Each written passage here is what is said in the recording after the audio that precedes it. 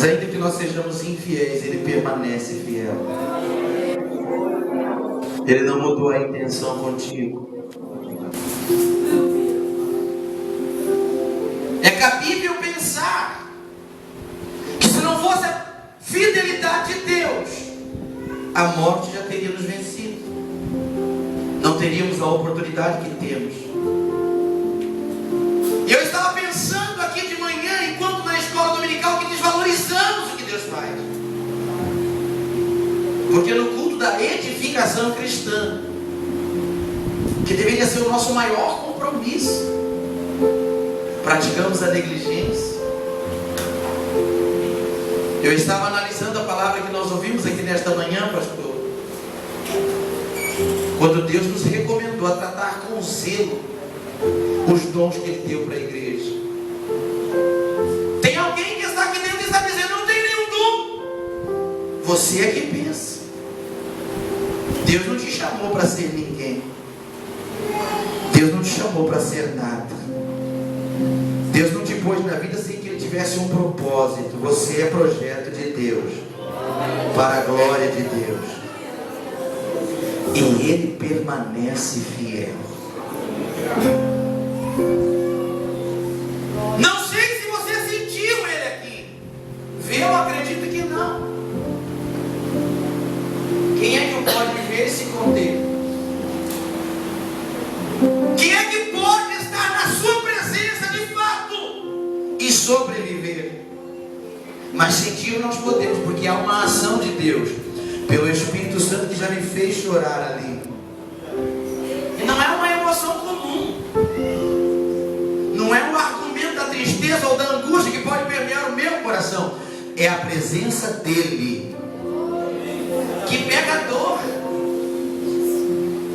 que às vezes faz emudecer a voz, mas com lágrimas leva a uma oração no trono da graça. Jesus diz: hoje eu tenho resposta para você,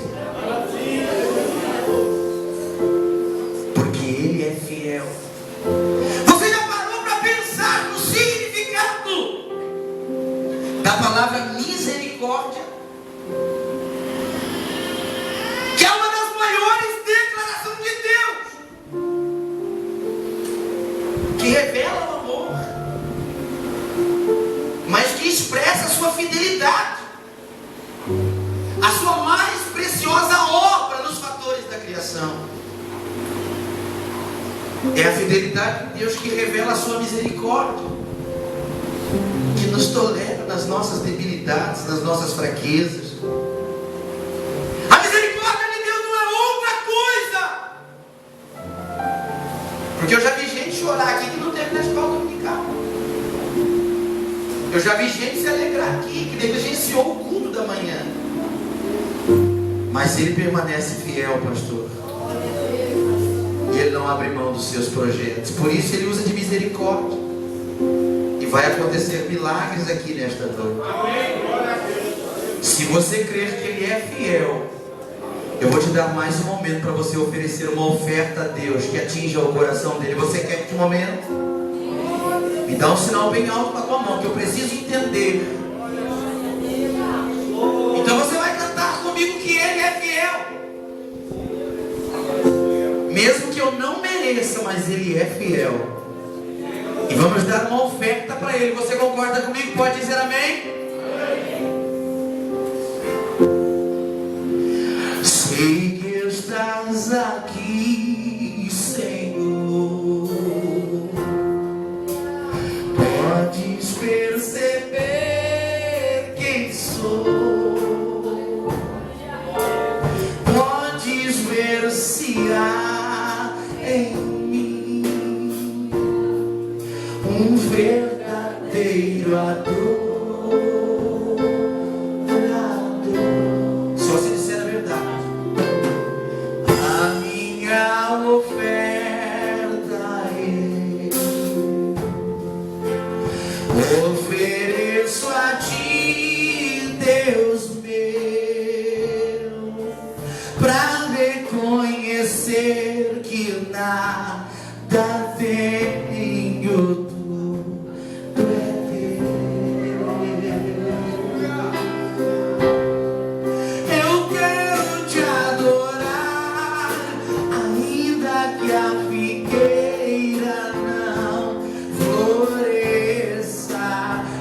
quero que você esteja cantando. Eu quero me alegrar, mesmo se o dinheiro me faltar. A vitória vem, mesmo que pareça que é o fim, pois tu és fiel, Senhor, fiel a mim. Podemos fazer um coral e cantar bem forte que Ele é fiel. Tu és fiel, Senhor, eu sei que tu és fiel. Tu és fiel, Senhor, eu sei que tu és fiel. Aleluia. E ainda que eu não mereça, permaneces assim. Fiel, Senhor, meu Deus, fiel.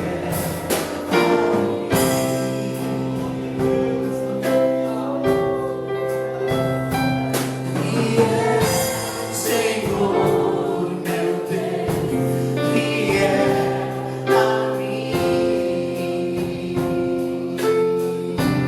Fiel a mim. Se quiser tocar bem baixinho, enquanto nós vamos estar falando aqui, eu queria lhe convidar a abrir a sua Bíblia uma vez mais, em João 14, e vamos ficar com o verso 2.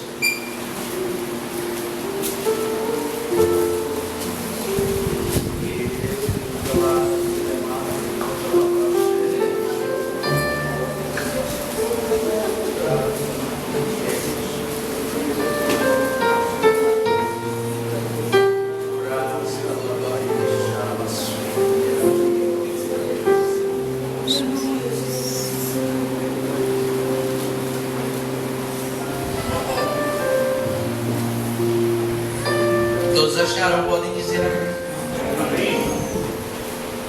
Na casa de meu pai há muitas moradas. Ponto final. Se assim não fora, eu vou teria dito. Ponto. Pois vou preparar-vos lugar. E quando eu for e vos preparar lugar, voltarei e vos receberei para mim mesmo,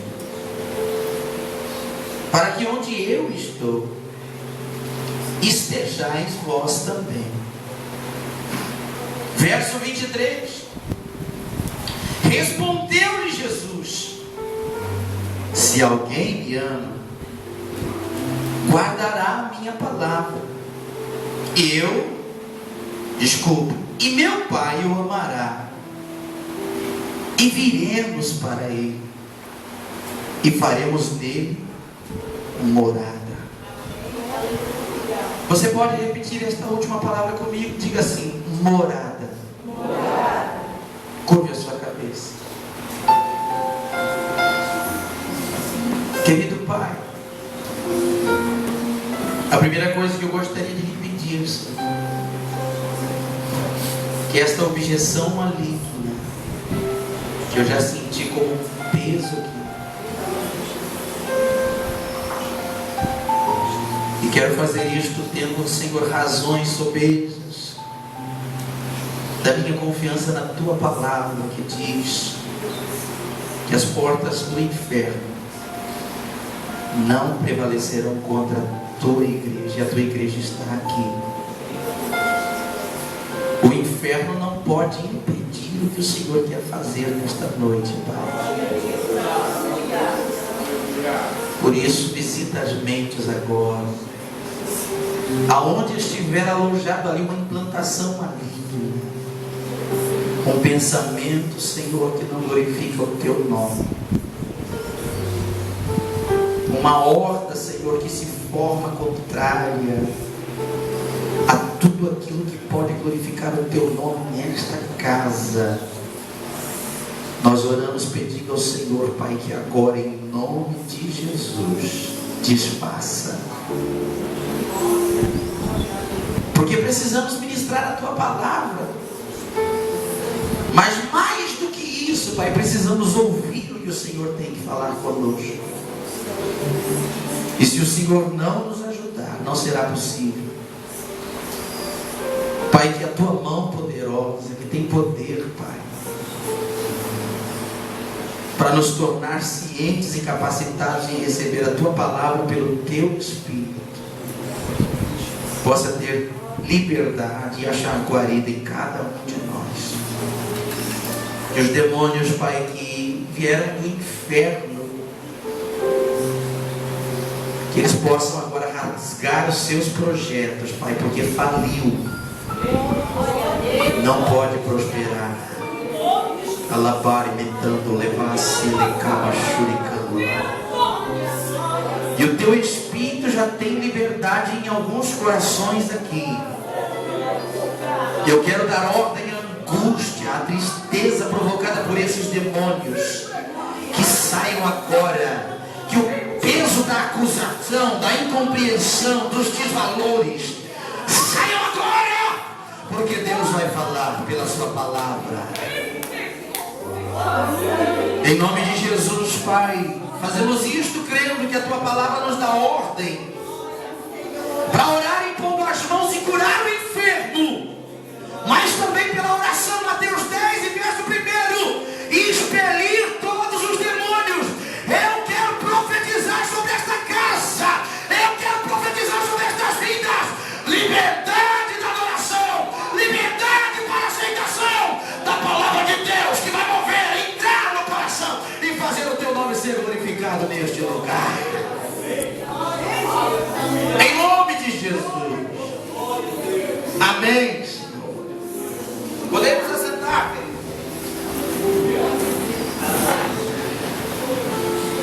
Eu vou ser um pouquinho ousado, me permita, porque isso é parte da autoridade que o Senhor nos dá. Vire para esse irmão que está do teu lado, por favor. Mas dá um olhar de crente e de corajoso para ele. Isso não é invencionice, irmão. Calma, você já vai entender. E se você tiver coragem, diga para ele assim: olha, tu já deu glória. Não, esse dica aí que você está fazendo não é de corajoso, não. Aponta para ele, mexe com ele. Eu vou fazer uma coisa que não é muito comum, mas você precisa fazer isso comigo. Diga assim para ele: olha, se você não deu agora, você não vai dar. Não, tu não tem coragem para dizer isso? Fala. E diga para ele: olha, eu preciso ouvir o que Deus vai falar comigo, não me atrapalhe. Eu estive pensando, enquanto ali assentado, e ainda com alguns argumentos que Deus nos ofereceu durante o dia para ministrar aqui nesta noite. E Deus é perito em marcar momentos e ocasião. Deus promove encontros.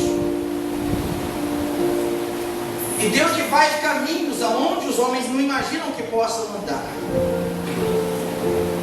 Quem é que podia imaginar que um dia ia atravessar o mar vermelho de pés a seco? Quem é que sugeriu a ideia de um dia poder andar sobre as águas?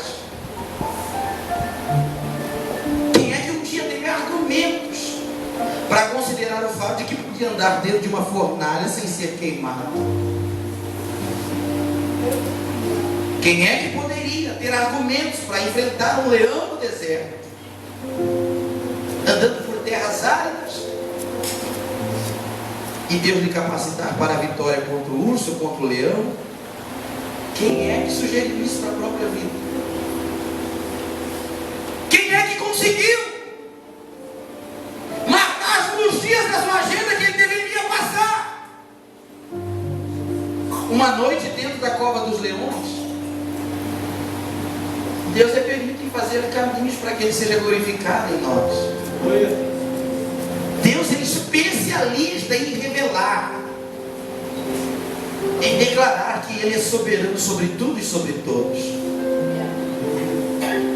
E que se Ele quiser, não tem diabo, não tem capeta, não tem demônio, não tem inferno, não tem ninguém que vai impedir.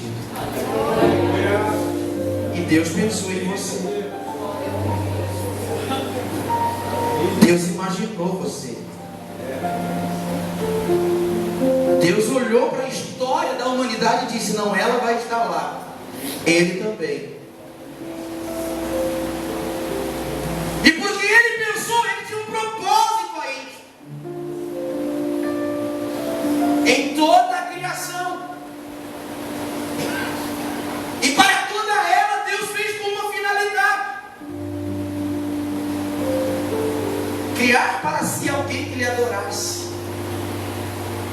Subjugou este alguém a valores que pudesse fazer dele alguém que pudesse ter intimidade e relacionamento com o que Ele criou. Deus não entra na ave, ainda que às vezes eu sou surpreendido por elas, porque a minha janela dá para um arvoredo, e às vezes às 5 da manhã, 5 e pouco, não é todos os dias, porque o nosso corpo às vezes se enfada. Quando eu acordo para falar com Deus, antes de falar com Deus, eu escuto os pássaros glorificando a Ele. Quando não sinto o timir das gotas, aleluia, que está tentando o seu glorificar a Deus cair pela cara. Quando a chuva resolve regar a terra. E às vezes eu procuro abrir uma fresta na minha janela para ouvir a voz de Deus por uma brisa que pode entrar no meu quarto, antes de dobrar o meu joelho e falar com Ele. Às vezes eu vejo a minha esposa dormindo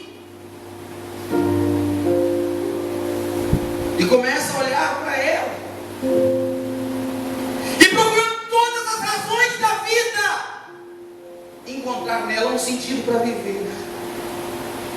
E Deus faz isso porque Ele quer ser glorificado por nós.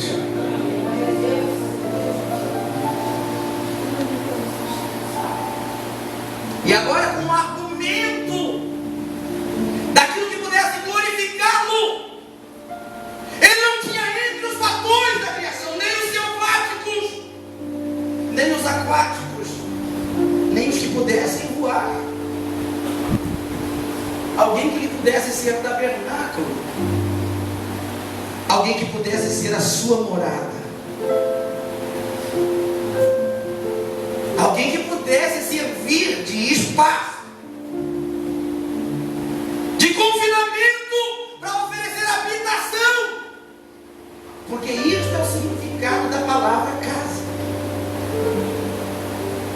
Casa não é outro lugar senão um espaço de confinamento, aonde se encontra abrigo e proteção. E Deus, para estar entre os seres que Ele criou, que até então Ele só tinha usado a voz, numa manifestação de um verbo imperativo que dizia haja, e houve os seres que a gente consegue analisar. Mas quando Ele precisou de uma casa para si, não foi aqui Salomão, no capítulo 7 ao capítulo 8, descrevendo, edificou para Deus. Porque o mesmo Salomão, quando começou a olhar para o que houvera criado ou construído, ele foi obrigado pela sabedoria que reagia nele levantar a voz, depois que os homens saíram, depois que os sacerdotes de ter recebido aquela tamanha glória de Deus, cuja palavra diz que o séquito encheu toda a casa, mesmo que Asa que saiu dali perturbado, porque se aproximou dos homens, entrou pela casa com um cheiro, com uma fumaça, e os homens não suportaram, caíram com a presença de Deus. com a glória que envolvia aquele lugar, porque Deus tinha prazer de estar no meio dos homens. Mas Salomão, depois de observar tudo, se colocou de pé agora sozinho para fazer uma oração e dizer: Deus, porventura tu poderia habitar, quão grande quanto és, que nem os céus dos céus comportariam toda a tua glória. E tu porventura poderia habitar em templos construídos por mãos humanas, mãos que praticam a iniquidade, mãos que caminham por aquilo que é a maledicência, que se decidem por aquilo que é contrário, que reagem com as manifestações de um mundo imperativo, que é uma horta contrária àquilo que pode te glorificar. Tu porventura poderia morar num lugar desse, ou ter uma habitação num lugar deste? E eu fui olhar para os anais da Bíblia para conhecer a habitação de Deus. A ciência revela que nós somos resultado. E elas não manifestam hoje com maior intensidade o evolucionismo, mas ainda estão presos à análise que discutem essa formação, que revelam isso, que eu e você representamos para esta constituição entre a criação, que não consegue chegar no seu ápice de raciocínio humano, porque a inteligência não é suficiente. Por essa razão Deus precisou trazer argumentos com a palavra, para nos fazer entender que a criação é algo dele, projeto dele, para a glória dele e louvor dele.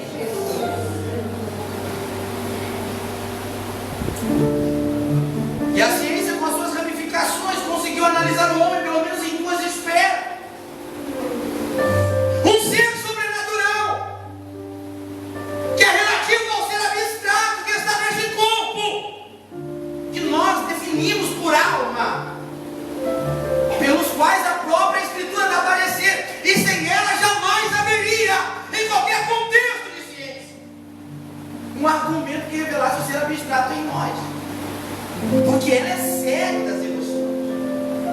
Se você analisar a psicologia desde 32 anos antes de Cristo, quando ela começou a ser percebida na filosofia como algo que revelava alguma coisa no ser humano que era patenteado a ser divino, que não podia ser caracterizado como efeito ou resultado de um evolucionismo, que não era resultado de uma evolução primária.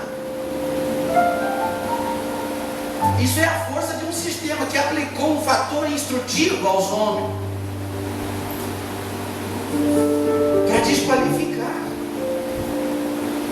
para desvalorizar, para menosprezar a morada de Deus. O que é que tu sente quando você vê alguém na sarjeta? O que é que você sente quando você vê alguém viciado em drogas? O que é que você sente quando você vê alguém tomado pelo crime e pela violência? O que é que você consegue sentir quando você vê uma prostituta, um adúltero? Não é uma certa repulsa? Eu fui pregar em Peruíbe e entrou na igreja 2 homossexuais, com todo o perfil afeminado, e meu coração se encheu de amor por eles. Tinha 300 e poucas pessoas dentro da igreja, mas os meus olhos só olhavam para aqueles dois. Eu comecei a entender o que Deus estava querendo revelar para aquele povo naquela noite. Que a alma é o ser que envolve o homem aonde Deus quer habitar. É ali que o Espírito de Deus revela a vida. É ali que Deus dá a coordenada para o qual Ele criou o homem. Sem ela, o homem não existe. Mas vai aos fóruns de psicologia, de parapsicologia, aonde está a investigação para aquilo que pode reagir com esse corpo, que revela a identidade da alma. Olha para você como mãe aqui, que viu o filho ser gerado no seu ventre, que se alimentou de expectativas a partir do que estava sendo gerado em ti. E os valores do mundo fez você entender que como mãe o que você não viveu, o teu filho lhe daria por alegria. Porque vivemos os traumas, aleluia, de circunstâncias que fizeram desta casa a casa que abrigasse uma alma que caiu no campo do impossível. Até o dia que o seu filho nasceu, a sua filha nasceu. E ela foi se desenvolvendo, foi dentro daquilo que pudesse ser um parâmetro, que pudesse ter controle do pai e da mãe. Até o dia que a força do mundo começou a reagir nela, fazendo dela alguém que tivesse conhecimento, recebesse informações para dar diretrizes na sua vida. E nessa hora o conceito de pai, o conceito de mãe não tem muito valor. Ontem, não sei se foi ontem ou se foi hoje, quando eu falei que Deus um dia, quando eu tinha perto dos 15 para 16 anos, me deu uma revelação da condição do filho numa casa. Porque quando ele nasce, o pai começa a morrer. A mãe põe um pé na sepultura. Porque quando o filho está sendo gerado, as expectativas se voltam para ele, o pai, a mãe que ama o filho. Quando entra numa loja, não pensa em comprar para ele antes de comprar para o filho. Tudo que ele faz, tudo que realiza o homem, é a partir daquilo que ele gerou para uma posteridade a partir dele. E o homem passa a não viver a sua própria vida. O homem que é pai e a mãe que é mãe. Porque tem alguns que geram, mas não são. Não há um amor de fraternidade entre pais e filhos. Mas há aqueles que conseguem viver isto como um projeto genuíno de Deus, de amar os seus filhos. E de repente, quando aquilo que é gerado neles ganha força para decidir, e a imperatividade agora não é mais da instrução dos pais, é a força que o mundo reage neles, trazendo informações e designando ao pai e à mãe que sejam fatores que eles nunca quiseram. Eu estou falando de alma, você já vai entender. E a mãe que gerou, que viu as emoções afluírem na sua alma como uma expectativa nova, uma esperança diferente, um sonho a partir do filho que estava nascendo. Eu estou falando de mãe porque a mãe é que estava mais próxima. É dela o compromisso, aleluia, de ter relativamente aquilo que seja a formação do filho. Ainda que o pai seja o genitor, o que deu a semente é no óvulo de uma mãe que se desenvolve o embrião para trazer a vida e trazer aquilo que pudesse glorificar e revelar Deus no meio dos homens. Mas o ser é indivíduo e está habilitado para aquilo que seja raciocinado, a não ser que seja deficiente. E quando ele começa a reagir com esta habilidade, aí a mãe se vê morrer mais fácil, porque contradiz o que sonhou, o que esperou. Um pouco é falta de conceito nosso, porque achamos que o que geramos é nós, é de nós mesmos, é nosso. E na verdade quem deu a vida foi Deus. E Deus que deu a vida deu a liberdade ao indivíduo, e como indivíduo ele tinha sentimento próprio, tinha uma alma particular que não era da mãe, não era do pai. Ainda que recebesse os genes da formação que caracterizasse ele como filho, para um processo de meiose, ele recebe o que pode qualificá-lo como filho nos aspectos de genética, tanto da mãe quanto do pai. Mas a alma não. A alma é esta maturidade divina que Deus revelou no homem. E que na individualidade é um projeto de Deus para a glória dele. Quando Deus percebeu que esta alma, que também era o abrigo do Espírito, a morada de Deus, se doou ao plano paralelo, se doou aquilo que não pudesse glorificar a Deus. Deus começou a observar o seu Espírito dentro deles. O Gênesis 7 revela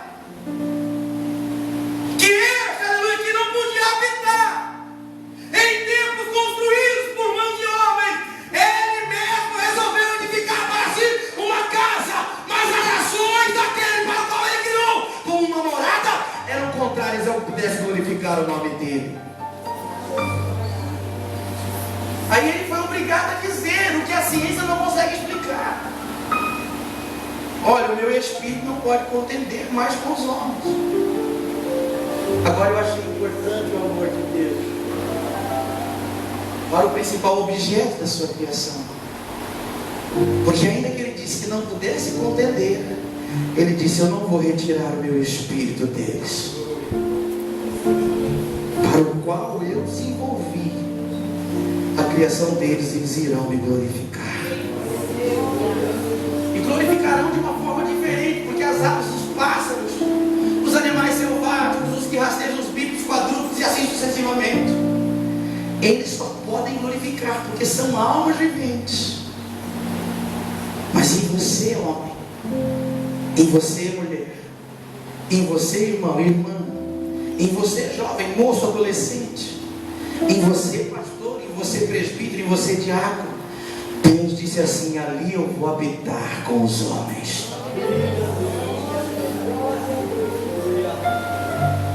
Os psicotômicos realizam no seu pensamento as análises que querem investigar o que é a alma e o corpo no momento da separação.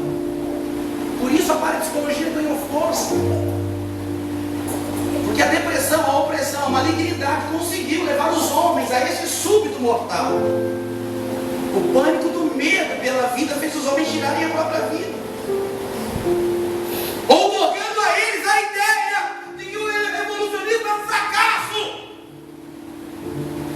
E voltamos atrás, a 340 anos antes de Jesus, quando a filosofia revelava que nós éramos muito mais do que simplesmente almas viventes. E se manifestava em nós uma essência, pastor, que não era coisa desta natureza. Enquanto toda a evolução, enquanto tudo aquilo que estava sendo proliferado humano caminhava por malignidade, Deus ainda impetrava no coração dos homens a virtude do bem, para que ele pudesse revelar que dele é a criação e patentear aos homens a possibilidade de trazer a presença dele para tudo que ele criou.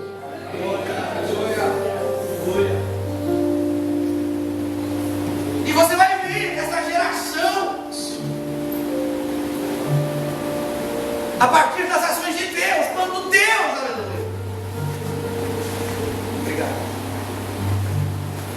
começa a declarar os valores humanos que nós não enxergamos. Por que é que a gente tem orgulho?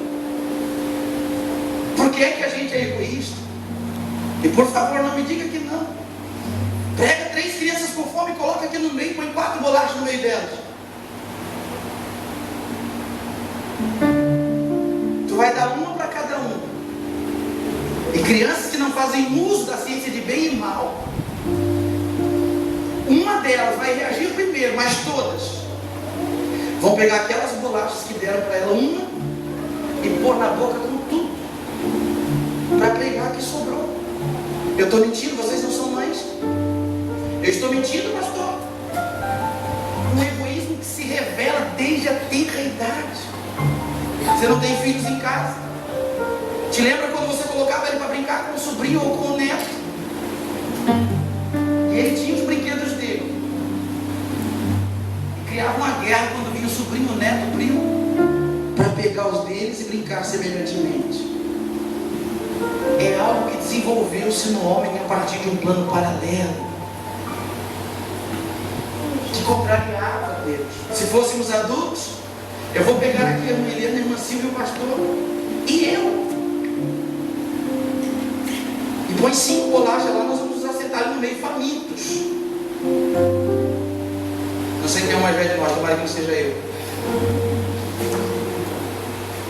Mas se eu pegasse uma bolacha, a irmã Silvia, a irmã Eliane e o pastor uma, ia sobrar uma lá. Eu, por educação, eu ia dizer: irmã Silvia, a senhora é um pouquinho mais velha que eu, pega a senhora. Você está rindo, né? Daqui a pouco você vai chorar. Pega a senhora, a senhora é um pouquinho mais velha do que eu, pode comer. Ela, por educação, diria: não, eu vou dar honra ao meu pastor. Por educação, porque dentro dela está dizendo: tomara que ninguém pegue, eu quero comer aquela bolacha. E eu, semelhantemente, a irmã Eliane não seria diferente, porque estamos famintos, irmão, e o egoísmo nos envolve. Próprios desta capacidade de receber informações. E o que é importante, nós resolvemos absorver o que não provém de Deus. Mas foi Deus que edificou a casa, porque Ele precisava de uma morada aqui, porque Ele precisava estar entre os homens para dizer: eu criei e desenvolvi eles para adorar o meu nome. O mundo tem a sua força, mas não impede Deus, irmão. Por isso você chegou aqui nesta casa, nesta noite. Por isso ainda que você não conseguiu chegar lá no seu calendário em janeiro, naquele dia que você estava tomado por uma emoção na alma, na expectativa de um novo começo, porque Deus é perfeito até nisso, que quando Ele realizou aos homens a função de dar limites ao tempo, é porque Ele sabia que o homem sairia daquilo que seria a sua projeção a partir da indolência, de se submeter ao costume, de se submeter à fadiga do cansaço das mesmas coisas, de não saber valorizar o dia, a hora, o momento, o segundo, o minuto que Deus lhe sugere a vida, para fazer deles os mais importantes da sua existência. Aliás, eu preciso te dizer uma coisa, você precisa entender o que eu vou te falar. Tu já pensou que cada dia da tua vida é um dia menos na tua existência? Tu já pensou que cada segundo que você está vivendo, e Deus te criou para um propósito, com uma finalidade?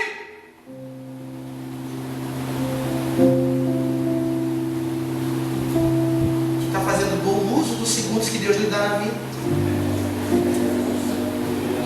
Eu estava muito cansado hoje, não estava? De como Deus nos visita hoje.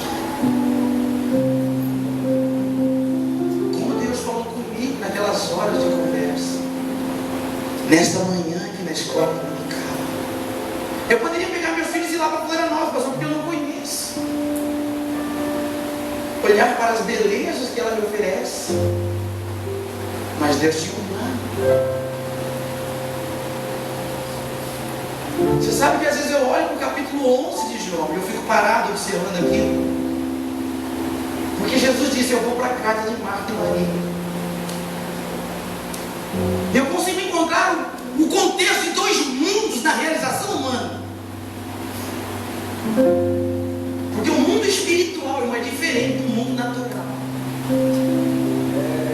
O mundo natural está preso a uma ansiedade, uma busca